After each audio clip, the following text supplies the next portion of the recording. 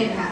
তিনি ছিলেন একজন সঙ্গীতজ্ঞ, নাট্যকার, ঔপন্যাসিক, দার্শনিক এবং শিক্ষাবিদ। তার লেখার মধ্যে মানবতা, প্রেম,